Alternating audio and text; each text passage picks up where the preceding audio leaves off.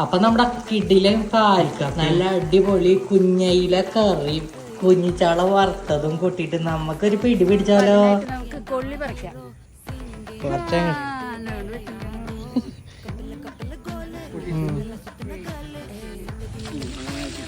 അപ്പൊ അതിനായിട്ട് കൊള്ളി വേവിച്ച് വെള്ളം ഊറ്റി വെച്ചേക്കുന്നത്. അതിന് അതിലേക്ക് നാളികേരം പാലും കുറച്ച് പച്ചമുളകും കറിവേപ്പിലയും ഇതിലേക്ക് നമ്മൾ ആവശ്യത്തിന് ഉപ്പിട്ട് കൊടുക്കും. നമ്മുടെ കപ്പ പാകമായി വന്നിട്ടുണ്ട്. ഇനി നമുക്ക് ഈ ഒന്നാം പാല് കുറച്ച് ഒഴിച്ചു കൊടുക്കാം. ലാസ്റ്റ് നമുക്ക് കടുക്, ചെറിയുള്ളി, കറിവേപ്പില എല്ലാതും കൂടെ പൊട്ടിട്ട് നമ്മുടെ പാൽക്കപ്പ റെഡി ആയിട്ടുണ്ട്. അപ്പൊ നമ്മുടെ കപ്പയിലേക്ക് നല്ല മീൻകറി ഒഴിച്ചു കൊടുക്കാം.